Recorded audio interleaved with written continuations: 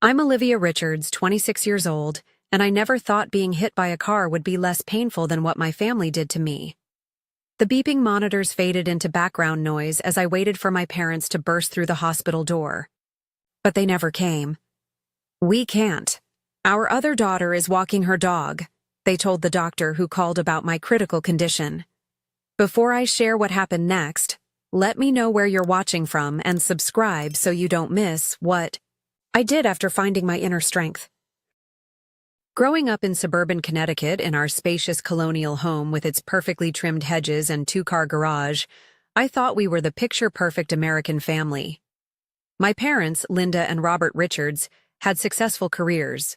Mom, as a real estate agent, and Dad as a financial advisor. We never struggled financially, took yearly vacations to Florida, and had all the trappings of upper-middle-class life. But beneath that polished exterior was a deeply unbalanced family dynamic that took me years to fully recognize. My sister Jessica was 3 years older than me, and from my earliest memories, she was the undisputed favorite. Jessica wasn't particularly exceptional at anything, average grades, no special talents, but she had mastered the art of demanding attention. When she turned 24, my parents gifted her a purebred Siberian husky named Apollo that cost more than my entire college. Textbook budget for the year. From the moment that fluffy white and gray puppy entered our home, he became the third favorite ahead of me. Apollo wasn't just a pet, he was treated like royalty. Jessica's attachment to him went beyond normal pet ownership. She dressed him in designer dog clothes, took him to specialized doggy daycare 3 times a week, and even hired a personal chef to prepare his meals. My parents found all of this endearing rather than concerning, and they enabled it at every turn. "Apollo doesn't like the sound of your voice when you sing," Jessica complained once when I was practicing for my high school choir concert. Instead of supporting my passion, my mother asked me to practice silently or go somewhere else so Apollo wouldn't be disturbed. The pattern of being overlooked wasn't new, but it intensified with Apollo's arrival. When I graduated top of my class in high school, my parents missed the ceremony because Apollo had a grooming appointment they couldn't reschedule. I stood alone after the ceremony, watching my classmates take photos with their proud families, holding back tears as I clutched my honors cords. "We're so sorry we missed it, sweetie," my mother said later that evening, not looking up from her phone where she was scrolling through photos Jessica had sent of Apollo's fresh haircut. "But you know how important Apollo's coat maintenance is, especially in summer." My athletic achievements went similarly unnoticed. I broke 2 school records in swimming, but my trophies were relegated to a box in the attic because Apollo gets anxious around shiny objects. Meanwhile, the living room mantel displayed framed photos of Apollo at various dog parks. The contrast in financial support was even more striking. When it came time for college, I received minimal help despite being accepted to Cornell with a partial scholarship. "We need to be practical about expenses," Dad explained as I filled out student loan applications. That same month, they approved Jessica's request to remodel our basement into what she called Apollo's Wellness Center, complete with custom flooring, climate control, and a specialized sound system playing music composed specifically for canine anxiety. During my sophomore year of college, I came home for Christmas break with an important portfolio containing printed materials for a major class presentation due when I returned. Apollo destroyed it while everyone was eating dinner, shredding weeks of work into confetti. When I became upset, I was the one who got scolded. "He's just a dog, Olivia. He doesn't understand. You should have put your things away properly." My father reprimanded me as Jessica cooed and comforted Apollo, who had apparently been traumatized by my reaction. I spent my entire break redoing the project in a local coffee shop because the house was too chaotic. The summer after my junior year, my parents planned a week-long family trip to the Grand Canyon, something I'd been looking forward to for months. 2 days before departure, Apollo developed a mild stomach upset. The entire vacation was canceled immediately. "We can't possibly leave Apollo when he's not feeling well," Mom declared. as if it were the most obvious thing in the world. I had already taken unpaid time off from my summer job at a marketing firm, time I couldn't get back. That week, instead of seeing one of nature's wonders, I sat alone in my room listening to Jessica give hourly updates on Apollo's bowel movements to my attentive parents. After graduating with honors in marketing and communications, I found a good job in Hartford and moved into a small but expensive apartment, determined to be financially independent despite my student loan burden. I stretched every dollar, sometimes choosing between groceries or electricity in the tightest months, while watching Jessica post photos of Apollo's birthday parties where my parents spared no expense. My therapist, Dr. Evans, helped me start processing these dynamics during our weekly sessions. "What you're describing sounds like a clear pattern of favoritism," she noted during one session. "How does that make you feel when you're overlooked for a pet?" "Invisible," I answered honestly. "Like I'm not even part of the family sometimes." My closest friend and coworker, Maya Thompson, was the first person outside therapy who truly saw the unfairness. After witnessing my parents cancel lunch plans with me because Apollo had a vet checkup, she was furious. "That's not normal, Olivia. Dogs don't take precedence over children," she insisted, her brown eyes flashing with indignation on my behalf. But despite everything, I still harbored hope that someday I'd earn their approval, their love, their attention. I kept trying, kept achieving, kept reaching out.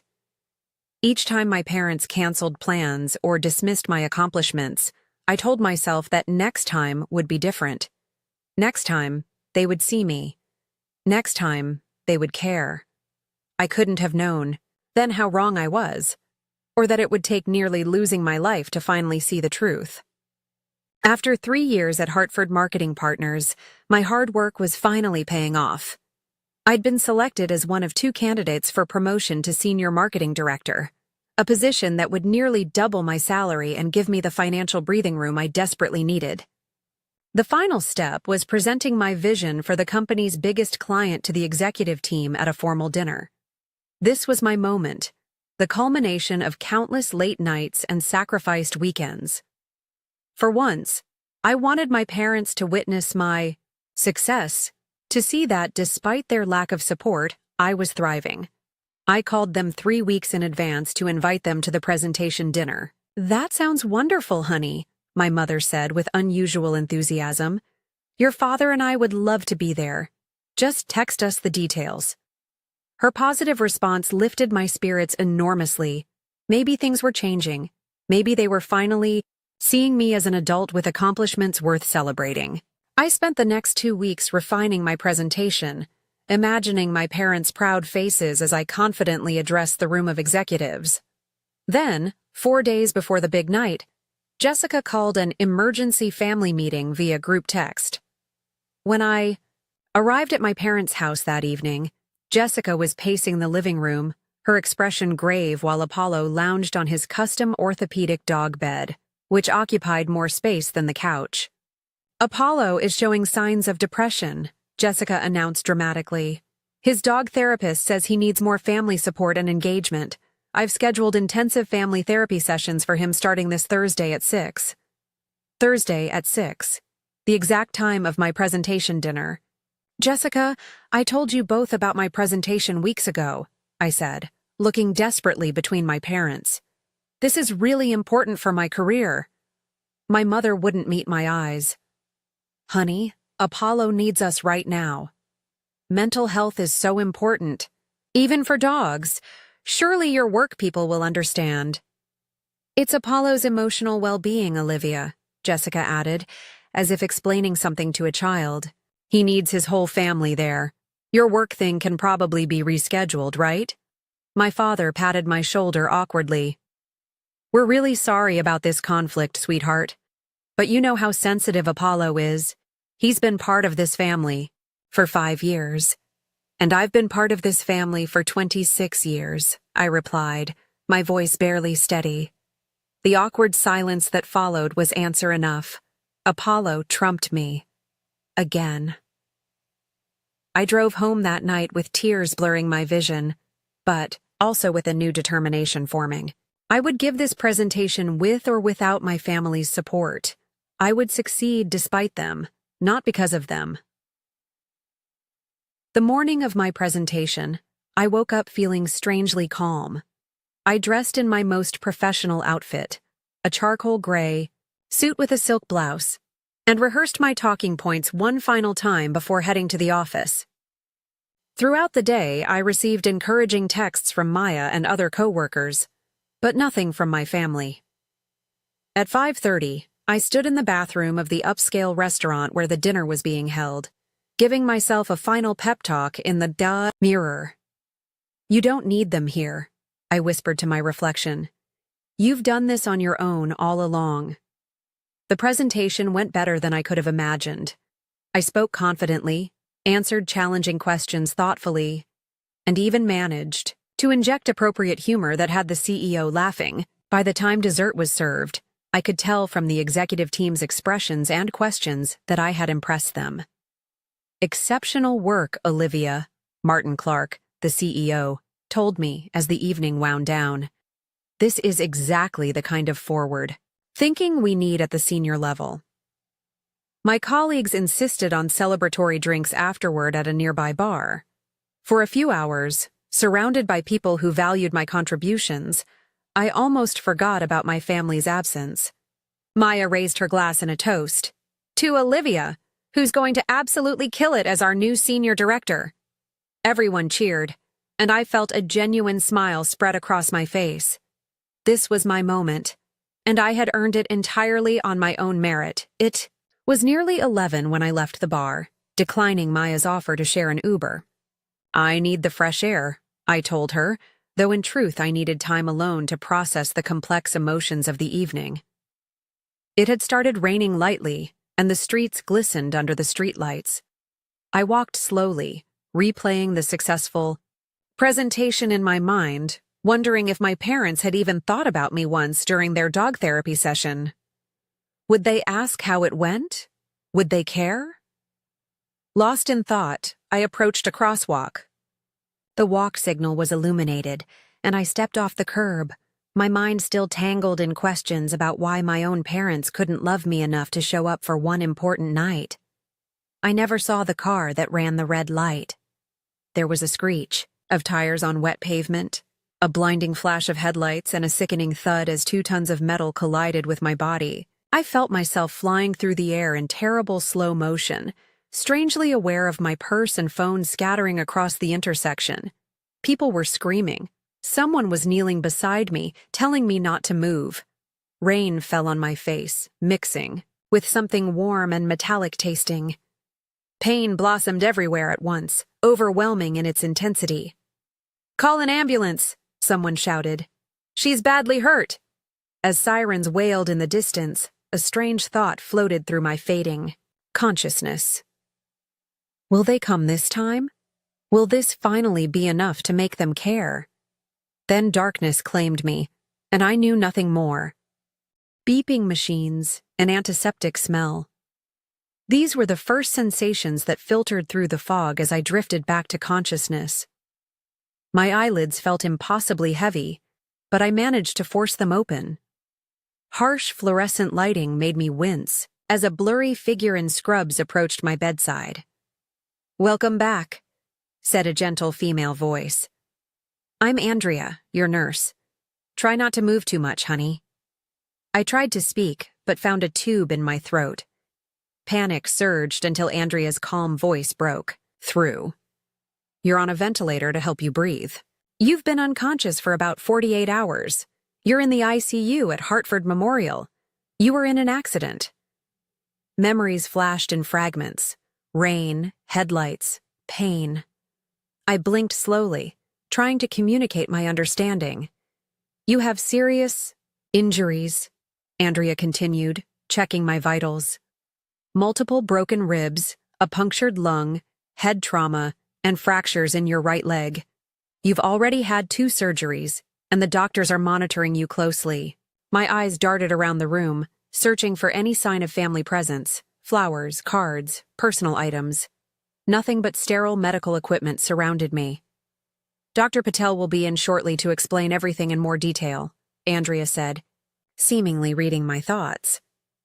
Your emergency contact was notified when you were brought in.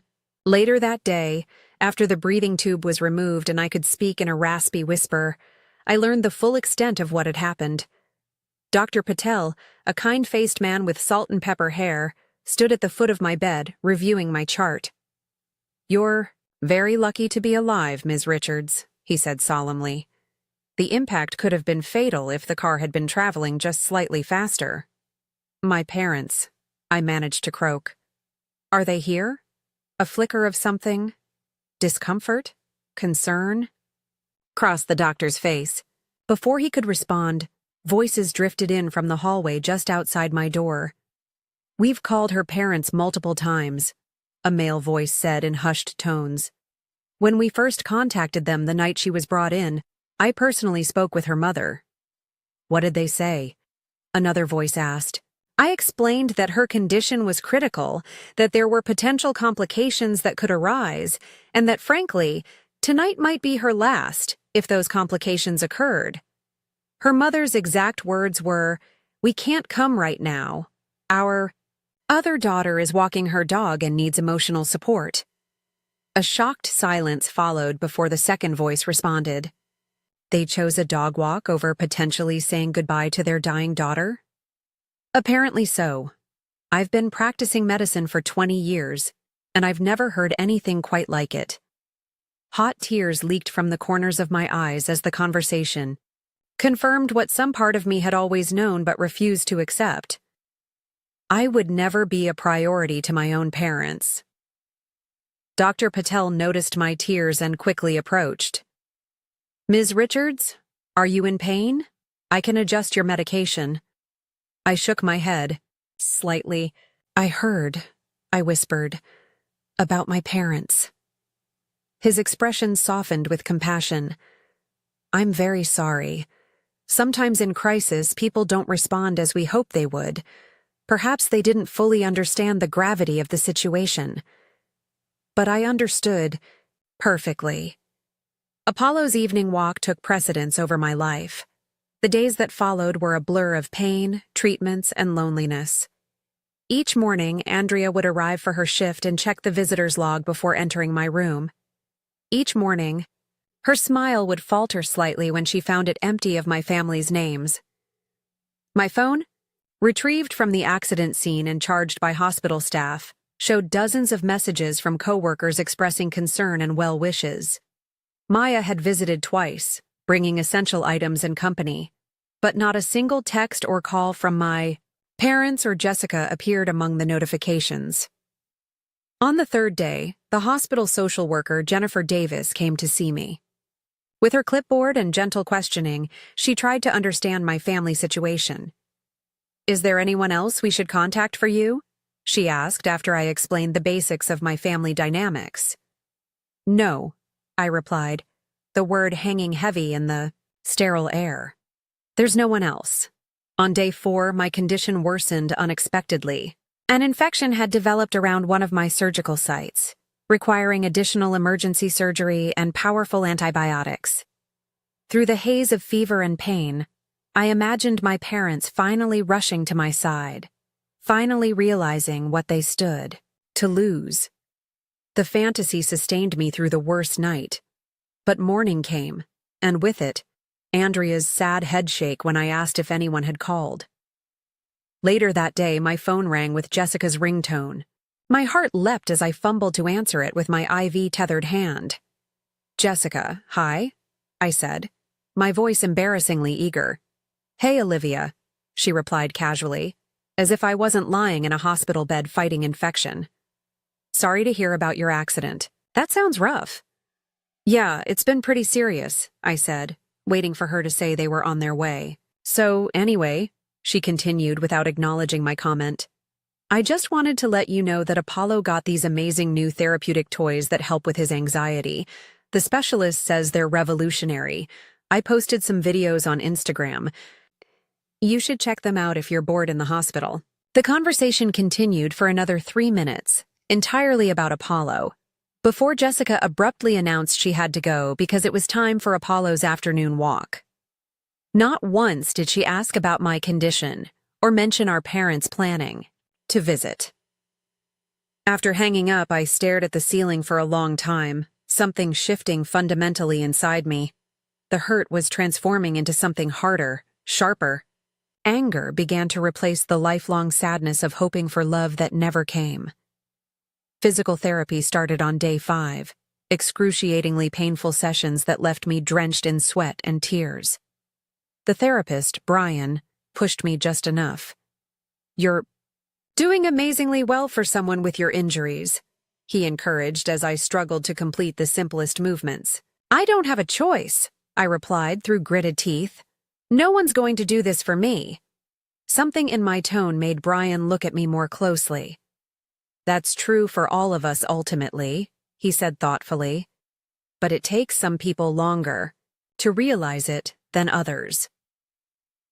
By the 6th day, I was able to take a few steps with a walker, each movement sending shards of pain through my body. Yet with each painful step, my resolve strengthened. I began thinking beyond mere physical recovery. I started planning what would come after. Andrea had become more than just my nurse. She was my advocate and confidant. During her night shifts, she would sit with me during her breaks, sharing stories about her own difficult family and how she had created a chosen family that truly supported her. "Sometimes the healthiest thing you can do is walk away," she told me on the evening of day 6. "It doesn't mean you don't love them. It means you finally decided to love yourself more." That night, I made a decision that would change the course of my life forever. On the morning of day 7, I was attempting to feed myself breakfast one-handed when Andrea rushed into my room, her expression troubled. "Your family is here," she said, her tone carefully neutral. "All of them." Before I could process this information, the door swung open wider, and there they were. Mom, Dad, Jessica, and, impossibly, Apollo, wearing a vest with therapy dog emblazoned on it, though I knew he had no such training. "Oh, sweetie, look at you," my mother said, approaching the bed while juggling a bouquet of dog-shaped balloons. No flowers, no get-well card, just balloon dogs with "Feel better woof soon" printed on them. I was momentarily speechless, caught between my lifelong desire for their presence and the new reality I'd begun to accept during their absence. "Parking here is ridiculous," Jessica complained, letting Apollo jump up onto the foot of my hospital bed without asking. "We had to walk like 10 minutes from the garage. Apollo's paws are probably sore now." Dad hung back by the door, looking uncomfortable. "You look better than we expected," he offered awkwardly. "When exactly were you expecting to see how I looked?" I asked quietly. "I've been here for a week." An uncomfortable silence fell before Mom jumped in brightly. "Well, we're here now, and look who we brought to cheer you up." She gestured toward Apollo as if presenting a celebrity guest. "Why didn't you come sooner?" The question escaped before I could stop it, my voice small but steady. Mom and Dad exchanged glances. "Well, honey, it's been a very difficult time," Mom explained, straightening her designer scarf. "Apollo has been experiencing severe separation anxiety ever since your accident. We think he somehow sensed something was wrong with a family member. I was unconscious and on a ventilator," I said flatly. "The doctor told you I might not survive the night." Jessica rolled her eyes. "Don't be so dramatic, Olivia. Clearly you're fine." "I'm not fine," I replied, gesturing to the machines monitoring. "My vital signs, the casts, the IVs. I nearly died. I had 3 surgeries. I've been fighting infection and pain, alone." "We would have come if it was truly life or death," Dad said defensively. But Apollo was having a real crisis. He wouldn't eat, wouldn't play with his favorite, toys. The dog behaviorist said he needed consistent family support. I stared at my father, truly seeing him for perhaps the first time. "I needed family support. I'm your daughter." "You've always been so independent," Mom replied with a dismissive, Apollo is sensitive. He needs us more. For the next 30 minutes, the conversation revolved entirely around Apollo's emotional state, Jessica's challenges in managing his anxiety, and how difficult the past week had been for them. Not once did they ask about my recovery, my pain, or my emotional well-being. Jessica took out her phone and positioned herself next to my bed. "Let's take some pictures for Instagram. Everyone's been so worried." "Worried about who?" I asked. "About all of us," Jessica replied, as if it were obvious. "People keep asking how Apollo is coping with the family stress." My mother smoothed her hair and leaned in for the photo while Dad awkwardly stood behind them. Apollo remained on my bed, his weight sending spikes of pain through my injured leg. "Smile, Olivia," Jessica directed. "You look terrible. Try to look more upbeat for social media." After the impromptu photo session, Mom checked her watch. "We should get going soon. Apollo has his grooming appointment at 3 and we can't be late. They charge a rescheduling fee." "You're leaving?" I asked, unable to mask my disbelief. "You just got here after a week." "It's not like you were actually dying," Mom said with a shrug. "The doctors were obviously being dramatic to make us rush over." Something inside me shattered. Not my heart, which had been breaking slowly for 26 years, but the chains of hope and expectation that had kept me bound to these people, who clearly did not love me in any meaningful way. "Get out," I whispered. "Excuse me," Dad said, frowning. "Get out of my room. All of you." My voice grew stronger with each word. "You chose a dog over your critically injured daughter. You decided that Apollo's walk was more important than potentially saying goodbye to me if I died. You waited a week to visit me for 30 minutes and now you're leaving for a grooming appointment." "Olivia, you're being unreasonable," Mom began, her tone condescending. "No, I'm finally seeing clearly," I interrupted. "I have spent my entire life trying to earn your love while you gave it freely to Jessica and now to her dog. I've achieved and accomplished and excelled, hoping you would notice, hoping you would care. But you don't, and you never will." Jessica scoffed. "This is exactly why we prioritize Apollo. He gives unconditional love, unlike you with all your demands and drama." "My demand was for my parents to visit me in the hospital when I almost died," I replied, my voice steady despite the tears streaming down my face. "If that's too much to ask, then we have nothing more to say to each other." "You don't mean that," Dad said uncertainly. "You're upset and on medication." "I've never meant anything more clearly in my life," I told him. "Please leave now." "Apollo can't be late for his appointment." They gathered their things in awkward silence, my mother's face pinched with disapproval, my father avoiding eye contact, Jessica muttering about ingratitude. Apollo was the last to leave my bed, jumping down, with a casual disregard for my injuries that perfectly mirrored his owner's attitude. "When you've calmed down and are thinking more rationally, give us a call," Mom said from the doorway, as if I were a toddler having a tantrum. The door closed behind them, and for several minutes I sat in perfect stillness, tears flowing freely, but silently. Then, a strange sensation began to bubble up from deep within. Not more pain, but something that felt unexpectedly like relief. Andrea entered the room cautiously, having given my family's visit privacy, but clearly having heard enough to understand what had transpired. "Are you okay?" she asked softly, approaching my bedside. "No," I answered honestly, "but I think I'm going to be." That night became a turning point. Between bouts of emotional breakdown and moments of startling clarity, I formulated a plan. If my family couldn't see my worth, I would need to build a life where I was surrounded by people who did. Andrea sat with me well beyond her shift, helping me think through logistics. "What if I just disappeared?" I said at one point, the idea taking shape. "What if I walked away so completely that they had to notice my absence?" "You could," Andrea nodded thoughtfully. "But do it for yourself, not to make them notice. Do it because you deserve better. By morning, my plan had solidified. I would need to act quickly, while I still had the courage of my convictions. I asked Andrea to connect me with the hospital social worker again. Jennifer arrived promptly, bringing with her resources I hadn't known existed, support networks for people estranged from family, information about changing contact details, even affordable housing options in cities a few hours away. You wouldn't be the first person to need a fresh start, she told me kindly. And you certainly won't be the last. The day passed in a flurry of quiet planning. I contacted my bank to ensure my accounts were secure and accessible remotely. I emailed my landlord about breaking my lease due to medical circumstances. I reached out to trusted coworkers about the possibility of working remotely during my recovery. Dr. Kevin Chen, my attending physician, was initially concerned when I broached the subject of leaving.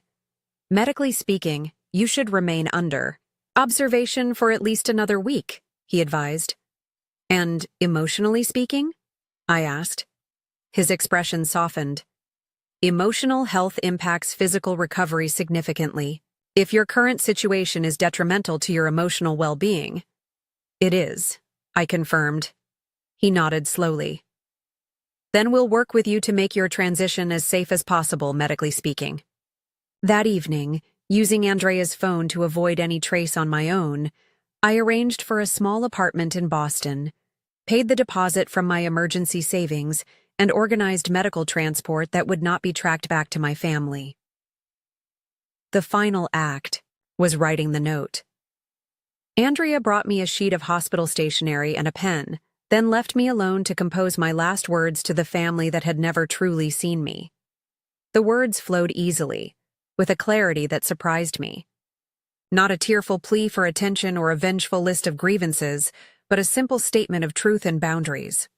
When I finished, I folded it neatly and handed it to Andrea for safekeeping until after my departure. "Are you sure about this?" she asked, tucking the note into her pocket. I looked around the hospital room where I had faced my darkest moments alone and found unexpected strength. I've never been more sure of anything. The next morning at 6 a.m., before the change of shift when the hospital would be at its quietest, I enacted my plan. Dr. Chen had reluctantly signed my release against medical advice after ensuring I understood all risks and had proper follow-up. Care arranged in Boston. A private medical transport service waited at the rear entrance, organized by Jennifer, who understood my need for discretion. Andrea helped me dress in clothes Maya had brought from my apartment and guided me into a wheelchair, mindful of my injuries. "You've got this," she whispered, squeezing my shoulder gently. As we navigated the quiet hallways, I felt a complex mixture of terror and exhilaration. Every movement sent pain shooting through my battered body, but beneath the physical discomfort was a growing sense of liberation. Andrea placed my note on the perfectly made bed after I left. The simple white paper stood starkly against the blue hospital blanket, containing all I had left to say to my family. "I've spent my life waiting for you to love me as much as you love Jessica and Apollo. I now understand that will never happen. Don't try to find me. I deserve better, and I'm going to find it." Olivia. The medical transport van was nondescript and comfortable, the driver professional and uninterested in my personal drama. For 3 hours, I watched the familiar Connecticut landscape give way to Massachusetts, each mile putting physical distance between me and the life where I had never been enough.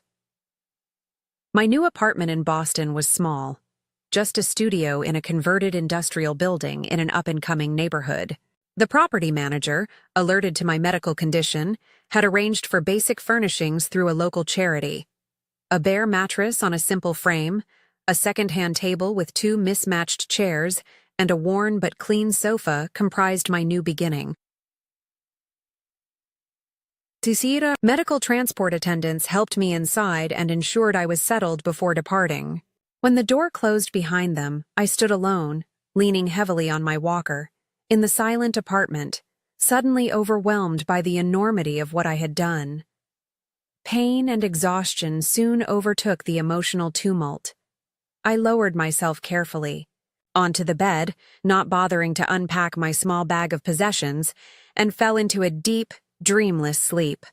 My first night of freedom. I awoke disoriented, momentarily panicked until the previous day's events came rushing back. Sunlight streamed through uncovered windows, illuminating dust motes dancing in the air. The complete silence was jarring after a week of constant hospital noises. No beeping machines, no intercom announcements, no nurses chatting in the hallway. Most striking was the absence of expectations. No one waiting for me to be less, to need less, to matter less. The freedom was dizzying and terrifying in equal measure. Basic survival became my first challenge. Walking the 10 steps to the bathroom required monumental effort. Preparing a simple meal from the welcome basket left by the property manager seemed like climbing Mount Everest. Each small victory, brushing my teeth without falling, making toast without burning myself, became a triumph to celebrate. That first evening alone, pain and doubt crept in as darkness fell. Had I made a terrible mistake? Was I capable of rebuilding a life from scratch while still healing from near-fatal injuries? For one moment of weakness, I considered calling my parents, crawling back to the familiar dysfunction. Instead, I pulled out my phone and called Rachel Winters, my boss at Hartford Marketing. "Olivia," she answered immediately. "Thank God. Your parents came to the office looking for you today. They said you disappeared from the hospital. Are you okay?" My heart raced at the knowledge they were already searching, but I steadied my voice. "I'm safe, Rachel. I needed to make a clean break for reasons I can't fully explain right now." There was a pause before Rachel responded. "I think I understand more than you realize. Maya filled me in on some of your family situation." Relief washed over me. "I need to know if working remotely is possible while I recover. I can't come back to Hartford right now." "Consider it done," Rachel said without hesitation. "Your promotion was confirmed the day after your presentation. The senior director position is yours, with or without a physical presence in the office." Tears of gratitude sprang to my eyes. "Thank you. You have no idea what this means to me. Just focus on healing, Olivia. The work will be here when you're ready." That night, I slept more peacefully than I had in years, despite the physical discomfort. I had employment, shelter, and most importantly, the first fragile sense of being valued for who I was. The days that followed established new rhythms. Mornings began with painful but necessary physical therapy exercises. By noon, I would work remotely for a few hours, my laptop propped on pillows as I reclined in bed. Evenings were spent researching resources for family estrangement and connecting with online support groups. 1 week into my new life, there was a knock at my door. Fear seized me. Had my family somehow found me? I peered through the peephole to see a young woman with curly red hair holding a houseplant. "Hello?" I called cautiously through the door. "Hi, I'm Charlotte from apartment 3B, came the cheerful reply. The building manager mentioned a new neighbor recovering from an accident. "Thought you might like some company and a housewarming gift." I hesitated, then slowly opened the door. Charlotte's friendly smile showed no judgment at my bruised face. "And Walker. Snake plant," she explained, holding up the potted greenery. "Impossible to kill and purifies the air. Perfect for apartment living and healing." Something about her straightforward kindness broke through my protective shell. "I'm Olivia. Would you like to come in? I don't have much to offer except tap. Water and paper cups." "Perfect," Charlotte grinned. "I'm an excellent conversationalist, especially when hydrated." That impromptu visit became the first building block of my chosen family. Charlotte, a graphic designer working from home, began checking on me daily, bringing occasional groceries and consistent friendship without prying questions about my past. 2 weeks after my escape, an anonymous package arrived containing my personal items from the hospital, things I'd had to leave behind in my hasty departure. Inside was a note in Andrea's handwriting. "Proud of you. Keep swimming." A financial reality soon imposed its harsh limitations. Despite my promotion, medical bills were mounting, and the cost of living in Boston stretched my budget to breaking point. I learned to make rice and beans last for days, to shop at discount grocery stores, and to find free entertainment through library books and public parks. My parents had taught me nothing about basic life skills. Andrea had helped me set up automatic bill payments before I left the hospital, as I'd never managed such things before. Each new skill mastered felt like reclaiming another piece of my independence. When Thanksgiving approached, the first holiday alone loomed like a specter of loneliness. Instead of wallowing, I joined an online forum for estranged family members, where someone had organized a virtual gathering for orphans by choice. From my laptop screen, I connected with dozens of others who understood the complex grief and liberation of walking away from toxic families. To setting boundaries and finding peace, we toasted with whatever drinks we had at hand, my paper cup of apple juice raising alongside their coffee mugs and wine glasses. That night, I created a new tradition for myself, writing down one thing I was truly grateful for in my new life. The freedom to heal at my own pace, I wrote in a journal Charlotte had given me. It was the first entry in what would become a chronicle of my rebuilding. December brought snow and increased pain, as my healing bones protested against the cold. But it also brought unexpected progress. My first day without using the walker, shuffling carefully around my apartment with just a cane. I celebrated by ordering delivery pizza, a luxury my budget rarely permitted. My computer chimed with an email notification as I enjoyed my small feast. The sender was Jessica, somehow having obtained my work email address. The subject line read, "Apollo misses you." My heart hammered as I debated whether to open it. Would it contain an apology? Understanding? A genuine attempt to reconnect? Clicked it open to find a single line of text. "Everyone thinks you're being selfish and dramatic. Mom cried at Christmas dinner because you weren't there to take the family photo." There was no mention of concern for my well-being, my recovery, or my future. Only how my absence had inconvenienced them. I closed the email without responding and blocked the address. Another step toward freedom. By January, I had established connections with a local support group for survivors of family trauma. Meeting weekly in a community center just 3 blocks from my apartment, a walkable distance even with my cane, I found strength in shared stories and collective healing. "Family is who shows up," said Tasha, a 40-year-old teacher who had cut ties with her emotionally abusive parents a decade earlier. "Blood means nothing if it comes with poison." With each passing week, the grip of my former life loosened. I stopped checking social media for updates on my family. I changed my phone number to one with a Boston area code. I began introducing myself to new acquaintances without the weight of shame and inadequacy that had always colored my self-perception.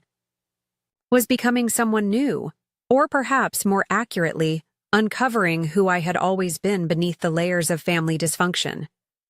6 months after my escape, Boston had transformed from a hiding place into a home. My studio apartment now reflected my emerging sense of self, walls painted a soft blue, by Charlotte and 2 other neighbors who had become friends, bookshelves filled with titles I'd always wanted to read, and artwork chosen solely because it spoke to me rather than matching anyone else's taste. My physical recovery had progressed remarkably. The cane was relegated to a corner, needed only on particularly challenging days. My surgical scars had faded from angry red to silvery lines that told the story of survival. My limp was barely noticeable to anyone who hadn't known me before the accident. Professional growth paralleled my personal healing. My remote work arrangement had proven so successful that Rachel offered to make it permanent, with quarterly visits to the Hartford office. My marketing campaigns consistently outperformed projections, earning recognition from industry publications, and resulting in substantial bonuses that finally eased my financial strain. Dr. Wilson, a therapist specializing in family trauma, had become an essential part of my recovery. Unlike my previous therapy in Connecticut, these sessions focused not on how to endure my family's behavior, but on how to thrive despite it. Estrangement isn't failure, she reminded me during one particularly difficult session when doubts surfaced. It's often the healthiest choice for someone who's been chronically devalued. My studio apartment, while a critical sanctuary during those first months, had begun to feel constraining as my world expanded. When Tasha from my support group mentioned needing a roommate for her 2-bedroom apartment in a quieter neighborhood, it seemed like perfect timing. Fair warning, she joked as she showed me around. I sing in the shower and stress bake at midnight, during exam weeks. As a high school English teacher, her schedule complemented my work-from-home routine perfectly. Moving day arrived exactly 7 months after my hospital escape. Charlotte organized a small crew of helpers, turning what could have been an overwhelming task into something resembling a party. As I watched these new friends carefully transporting my modest possessions, I was struck by how effortlessly they showed up for me. No conditions, no comparisons, no dog taking precedence. My new bedroom had a bay window overlooking a small park. The first night in that room, I sat on the window seat and watched darkness fall over the neighborhood, streetlights illuminating joggers and dog walkers enjoying the summer evening. For the first time since childhood, I felt something close to peace. New routines established themselves naturally. Morning coffee with Tasha before she left for school, productive work hours in our shared living room, evening walks exploring our neighborhood. Weekend outings with Charlotte and other friends who entered my life through various connections, book club members, neighbors, fellow trauma survivors. You seem different, Rachel commented during my first quarterly visit to the Hartford office. More centered, more yourself. I smiled, recognizing the truth in her observation. I am more myself, because I finally had the space to figure out who that is. The visit to Hartford had made me nervous. Would I encounter my family? Would old insecurities resurface in familiar surroundings? Instead, I found myself navigating the city with newfound confidence, even driving past my parents' neighborhood without the usual knot of anxiety tightening my chest. 8 months into my new life, I received notification that my parents had sent several packages to my old apartment. My former landlord, who had been sympathetic to my situation, forwarded the tracking numbers but not the packages themselves, allowing me to decide whether to claim them. After discussing it with Dr. Wilson, I decided not to. What could they contain that would benefit your healing? She asked practically. If it's genuine amends, they would find less materialistic ways to express that. I suspected the packages contained guilt-inducing mementos or passive-aggressive notes rather than true understanding. Letting them return to sender felt like another small act of self-protection.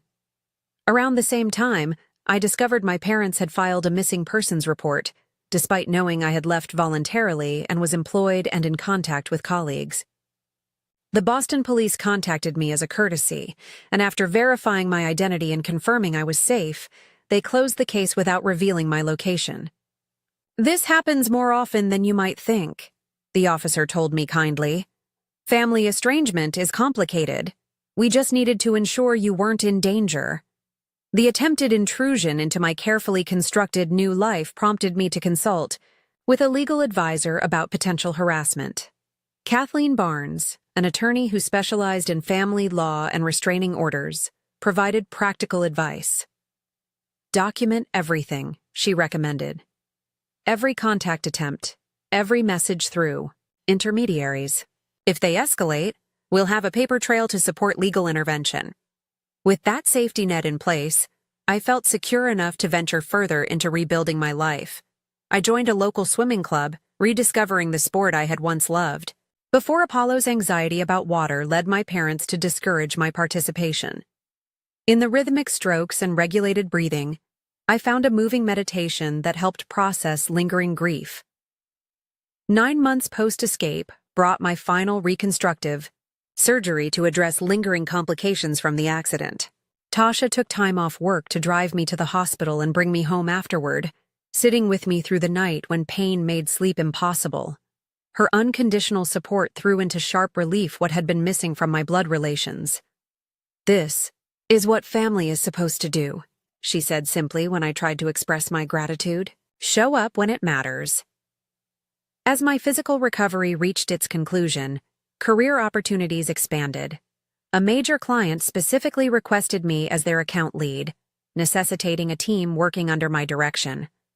I found myself managing 5 junior marketers, drawing on my own experiences to create a supportive work environment that valued each contributor. "Your team has the highest satisfaction scores in the company," Rachel noted during our quarterly review. "And the best retention rate. Whatever you're doing, keep doing it." What I was doing, I realized, was precisely the opposite of what my parents had done, seeing each person as an individual with unique value rather than ranking them in a hierarchy of worthiness. At the 1-year mark since my accident, I received an unexpected email from Jessica. Unlike her previous message, this one seemed almost conciliatory. "Parents are distraught. Apollo isn't doing well without you. Maybe time to come home?"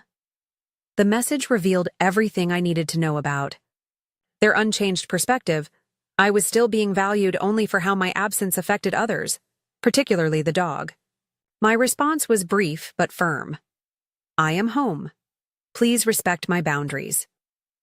I celebrated my 1-year freedom anniversary with a weekend trip to Cape Cod, accompanied by Tasha, Charlotte, and 2 other close friends. Standing on the beach watching sunrise paint the sky in brilliant oranges and pinks, I felt profound gratitude for the painful journey that had led to this moment of genuine belonging. "To Olivia," Charlotte toasted at dinner that evening, raising her glass, "who taught us all what courage really looks like." As the 2nd year of my new life began, an industry conference in Chicago presented both professional opportunity and potential challenge.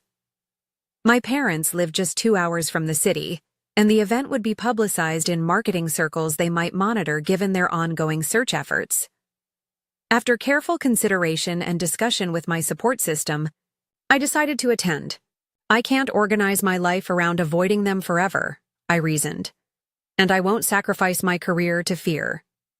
With renewed confidence and hard-won strength, I packed my bags for Chicago, prepared for whatever might come, including the possibility of a long-overdue confrontation. The Chicago Marriott buzzed with marketing professionals networking in small clusters throughout the massive convention center.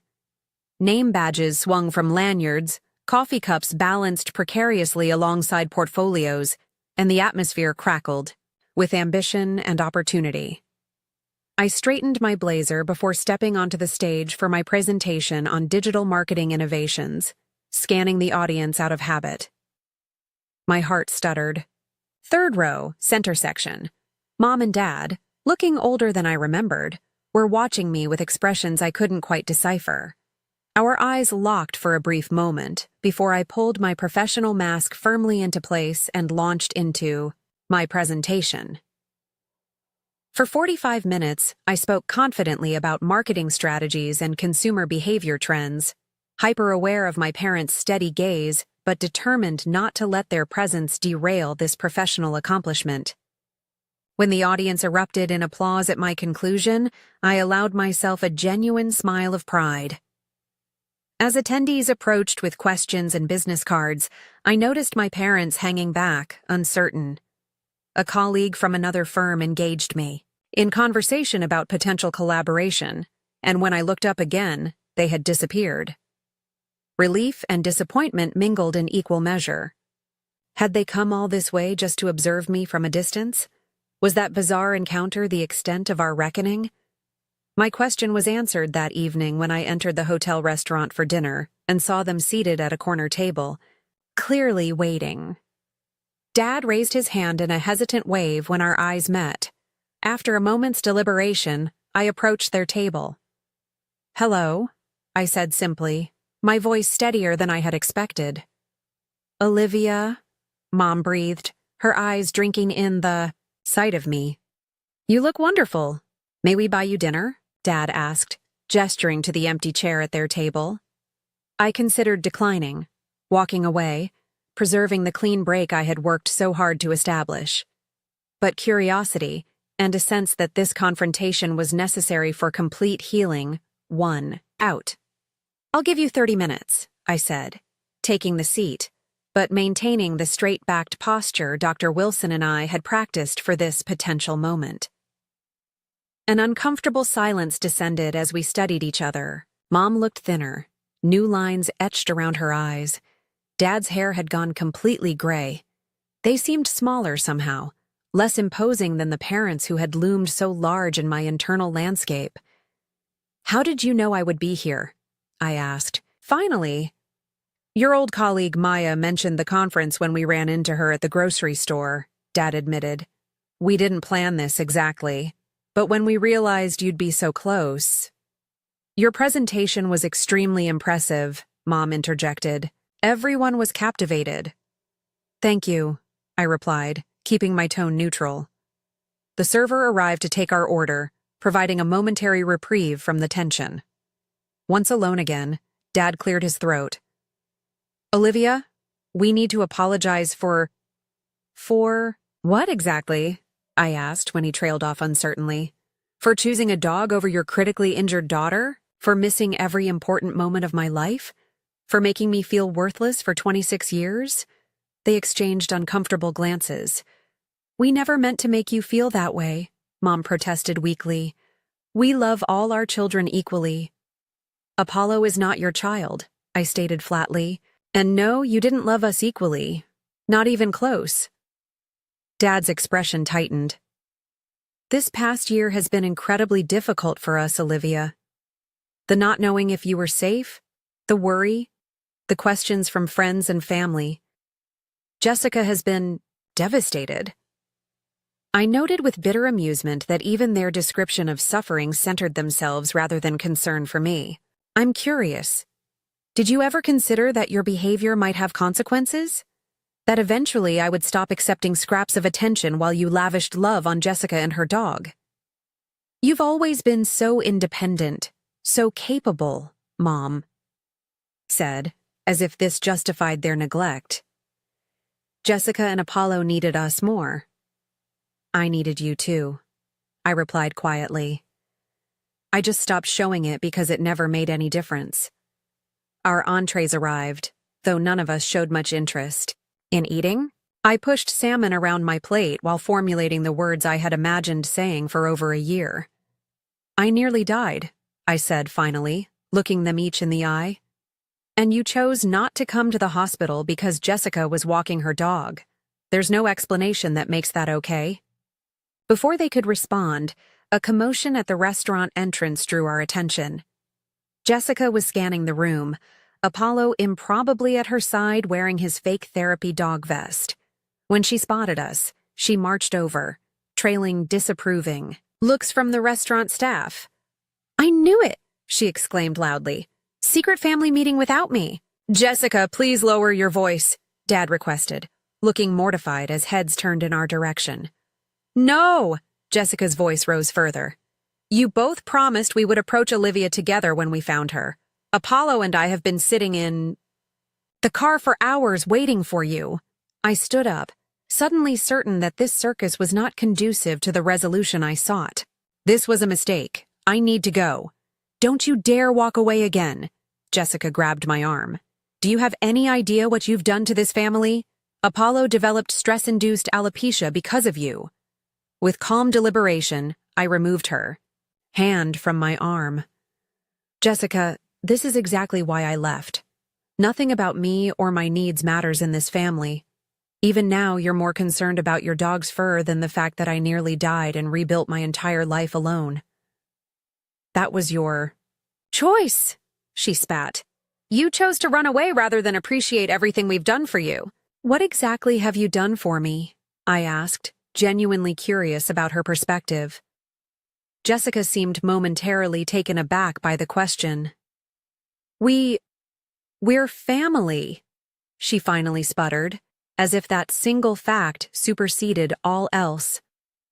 "Family is supposed to show up for each other," I replied. "Family is supposed to care when one member is critically injured. Family is supposed to love unconditionally without ranking members in order of importance, with a dog at the top of the list. My parents watched this exchange in uncomfortable silence. Apollo, seemingly oblivious to the human drama, had settled, under the table, occasionally nudging Jessica's hand for attention. "If you want any relationship with me going forward," I continued, addressing all three of them, "these are my conditions: respect for my boundaries, acknowledgement of the harm, done, and no more prioritizing a dog over human family members. I won't be erased or diminished anymore." "That's ridiculous," Jessica scoffed. "You can't set conditions on family." "Actually, I can," I corrected her gently. "That's what I've learned this past year. I get to decide who has access to my life and under what terms." I turned to my stunned parents. "I'm staying at this hotel until Thursday. If you're interested in a relationship that isn't completely one-sided, you know where to find me. But I won't chase your approval anymore, and I won't pretend the past never happened." With that, I placed my napkin on the table, left enough cash to cover my untouched meal, and walked away with steady steps. Behind me, I could hear Jessica's continued protestations and my parents' hushed attempts to calm her. Back in my hotel room, I called Charlotte, who had been on standby for emotional support. "How did it go?" she asked immediately. "Exactly as expected," I replied, surprised to find I felt more relief than distress. "Jessica made it about Apollo, Mom and Dad made it about their suffering, and I set boundaries." "I'm proud of you," Charlotte said warmly. "That took incredible strength." The following day, I threw myself into conference activities, networking with industry peers and attending workshops that genuinely interested me. By evening, I had collected promising contacts and potential job offers in cities across the country, each representing possible new chapters in my continuing story.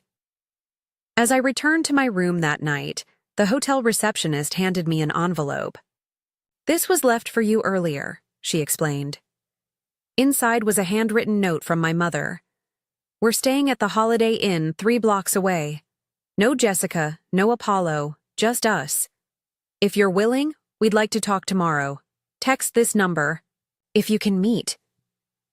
I sat on the edge of my bed, weighing the invitation. Was it worth reopening the wound that had finally begun to heal cleanly? Or was this an essential step in my journey? After consulting with Dr. Wilson via phone, I decided to meet them one final time. "Go in with clear boundaries and realistic expectations," she advised. "This is for your closure, not to fulfill any fantasy of the perfect reconciliation." The following afternoon, I met my parents in a quiet cafe near the convention center. True to their word, they came alone. "Thank you for agreeing to see us," Dad began awkwardly. "I want to be clear," I said before they could continue. "I'm not here to sweep everything under the rug or pretend the past doesn't matter. I'm here because I'm curious if you're finally ready to listen." To my surprise, Mom reached across the table and placed her hand atop mine. "We are," she said simply. "It took losing you completely to realize what we'd done." For the next hour, I spoke without interruption about my experience growing up as the less favored child, about the hospital abandonment, and about the challenging but fulfilling journey of the past year. I described the pain of not being seen, the loneliness of achieving without recognition, and the eventual liberation of building a life centered on self-respect rather than perpetual disappointment. When I finished, Mom was openly weeping. Dad stared into his coffee cup, visibly struggling with emotion. "I don't know if we can fix this," Mom admitted finally. "But I want to try. I miss my daughter. I've missed having parents who valued me," I replied honestly. "But I need to know. What would be different? Because I won't return to the old dynamic. I can't." "We've started therapy," Dad said unexpectedly. "Both as a couple and individually. After you left, everything fell apart. We had to face some hard truths about our family patterns." "And Jessica?" I asked skeptically. Mom sighed heavily. "Jessica refuses to acknowledge any problem. She's actually living independently with Apollo. Now, our relationship with her has become strained since we began questioning our family dynamics. This revelation surprised me. The golden child was experiencing consequences too. I can't promise instant forgiveness, I told them.